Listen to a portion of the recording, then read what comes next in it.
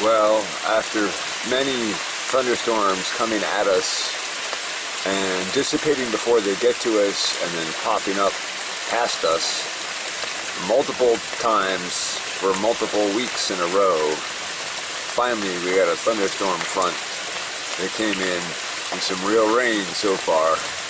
And man, it's nice to get some rain. I did 11 hours of irrigation last night and only covered about a half of what I wanted to cover. So I'm really glad to have Mother Nature coming in and giving me a boost. August 29th, 2020. Well, we just had a nice full day of rain overnight last night and today. It cleared out late this afternoon and the sun is out. And boy, did we ever need that rain. We got about an inch the day before yesterday also, inch and a third, 1.3. I haven't looked at what the accumulation was for today, but I think it's around an inch or an inch and a half in that range. So all total at least 2 inches. Boy, has that really helped everything perk up. This buckwheat has just blown up in the past couple days. And that cover crop is filling in nice. The other buckwheat is opening out into full flower. If you look a little closer in there, you can see the sunflowers are starting to take off. Peeking their way up through. And then of course the basils are all in full flower, and we should get a good seed collection run off of those this year and have some improved quality seed for next year to work with. So that's exciting. And then pretty soon we should start having some tomatoes, which is awesome because I'm really looking forward to a toasted cheddar cheese tomato sandwich at some point. And so here we are down in the lower lot where I've planted buckwheat and rye into this block as a cover crop, sort of a two-stage cover crop. I got about 2/3 of it drilled in, and then the belt broke on the tiller. I'm waiting for the new belt to come in, and then I can finish drilling the rest of that. Hopefully the rains don't make that germinate before I can get back to that, or if they do, hopefully they'll come through the grass. I don't know. One of the downsides of farming is when equipment breaks, it can really mess things up. That aside, the buckwheat up in the strips here is doing well.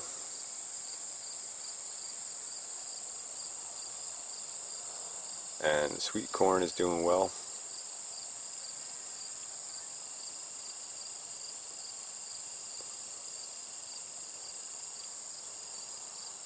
That's the bodacious on the left, that's a little bit shorter there. The next block is the incredible. That's coming into full ripeness now. That did really well this year. And that next block is the double standard. That's second generation in high nutrition here. We'll see how that performs. I may or may not carry that forward. This is the second season of not being super impressed with it, but also it's kind of hard to compare an heirloom variety against really high quality precision bred F1 hybrids. There's a lot to be said for hybrids as far as vigor, in part because of hybrid vigor, and also in part because of genetic uniformity. Regardless, things are doing well. I guess we'll go take a look at the curve block, and I guess we'll take a look at those buckwheat strips as well. Here we are on the upper part of the lower block where the alternating strips of buckwheat and rye and sunflower rows down between. A lot of these sunflowers got wiped out by deer.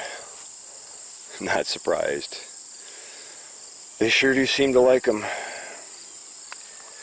But some of them managed to camouflage their way into the buckwheat and are doing okay, and hopefully they'll get big enough without the deer noticing to come through to flower. I know I did see in here the other night a few of the orange Hawaiian marigolds, yeah, coming through. And then there's some red clover here that was probably here before I did the scratch till and planting. And buckwheat's going into flower pretty nicely. You can see this soil isn't quite as robust, shall we say, nutritionally, as some of the other blocks. Definitely a little deficient in nitrogen by the look of the plants here. And yeah, you can tell the deer have been in here munching. But overall, it's doing pretty well, and it's you know, it's cover cropping and serving its purpose. So that's nice to see.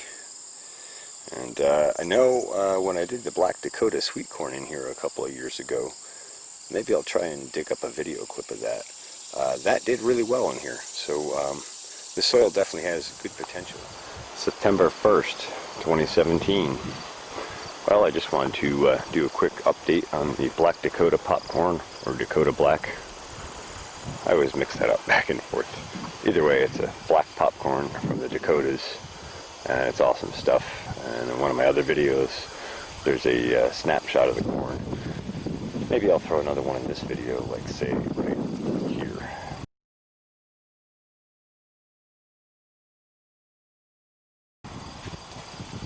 Anyway, this corn has received its foliar feeds at all the critical points and inoculants, and I did give it a light dose of comfrey tea between the rows as a side dress a couple of weeks ago to help boost things along. It had a foliar feed, I think, last Wednesday, so we're closing on about 10 days since our last foliar feed. I was going to give it another one tonight, or this afternoon actually, but I'm not sure I'm going to, because there's a lot of shifting winds, and I really don't want to lose all the foliar feed on drift. I'm running a little low on my foliar feed nutritional supplements. I just don't want to waste it. I want to hit the target plant and have maximum effect. I had thought about doing an injection with it, but the reality is you build a lot more fats and a lot more energy in a plant when you give it to it by a foliar feed,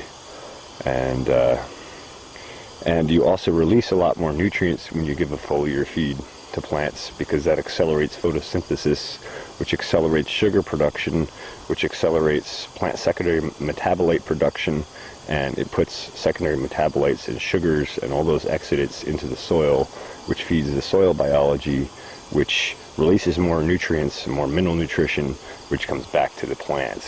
So we do foliar feeds because they have a lot more effect for the same amount of material. Anyway, nice to see things coming along, and I see some kind of wild pollinator jumping around here. Alright, let's go have a look at that incredible sweet corn up close, huh? Oh, actually, there's all kinds of pollinators in there, isn't there? Hope you can see all those little guys on the camera flying in and out. So I'll just give you a nice close-up here on the incredible sweet corn. This is a really nice variety, and this is doing really well this year. This is delicious. And good uniformity, health in here. The reason you were missing some ears on here is because I went through and picked a bunch. Oh my, it looks like something got in here and did all kinds of damage. Oh, frustrating. Oh, so frustrating. That's got to be coons, huh? Alright, guess I'm going to have to do some security down here tonight. So frustrating. Look at that. Come in and just yank it all down and chew it all off.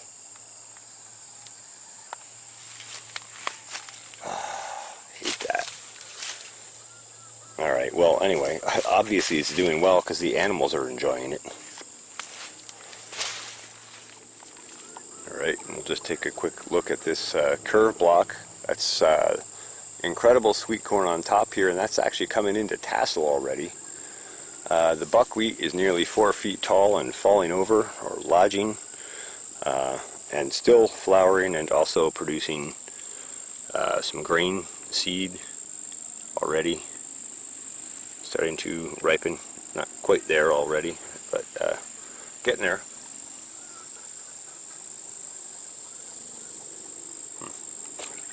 Never tasted green buckwheat before.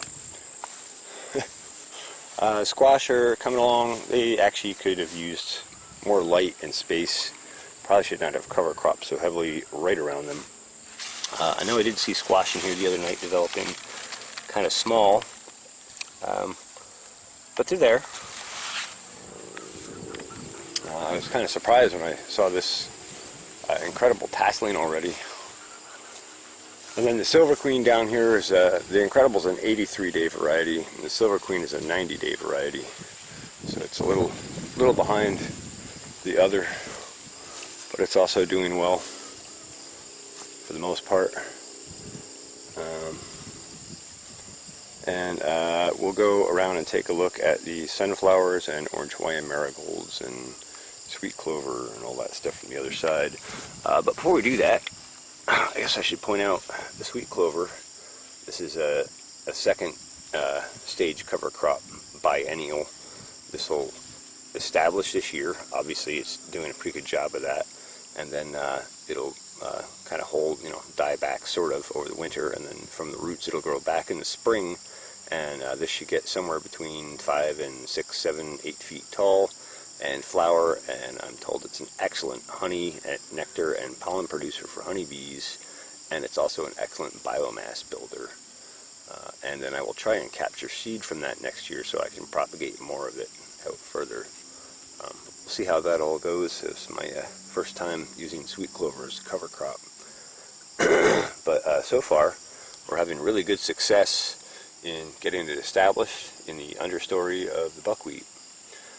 It was recommended in the planting information that I found on sweet clover to use nurse crop like buckwheat. So far that seems to be successful, good information.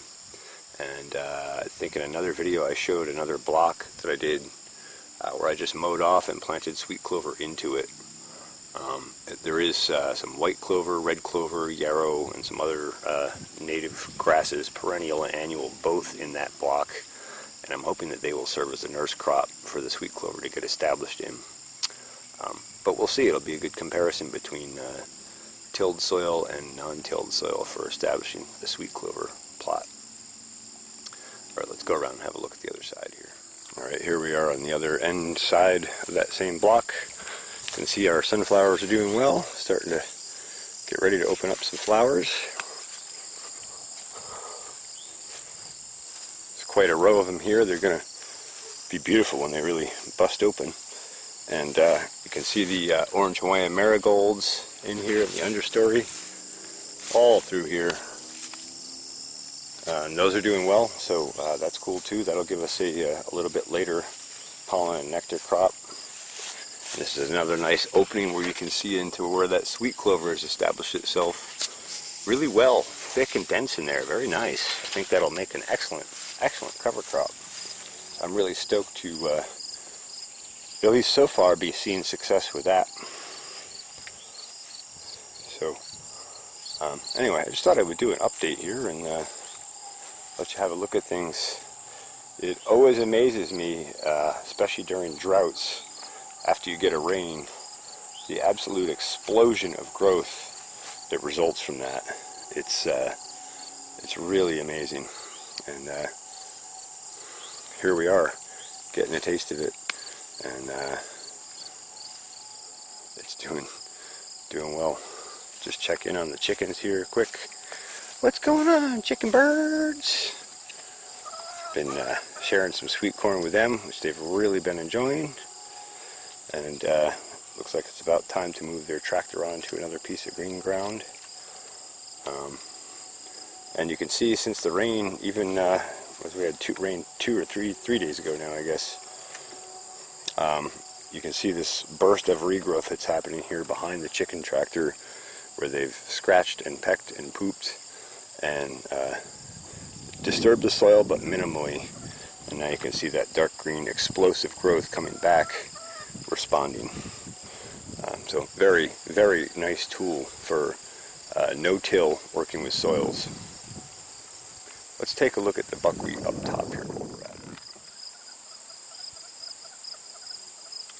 Checked on these honeybees a little earlier. They are in full forage mode.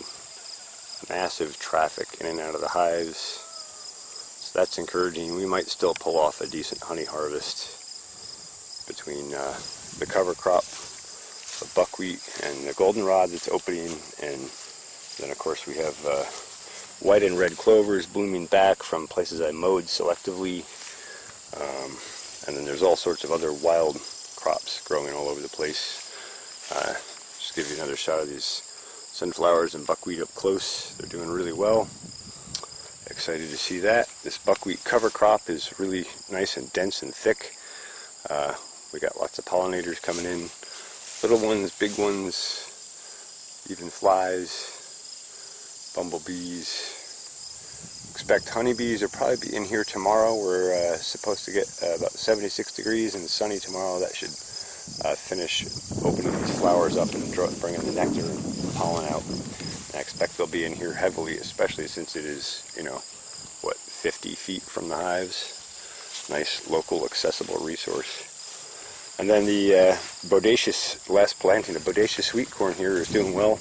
I've been meaning to get up here for the last couple days this week and irrigate this because it was starting to look really dry, but I just didn't have the time slot in irrigation cycles to get over here, so I was really thankful for the rain.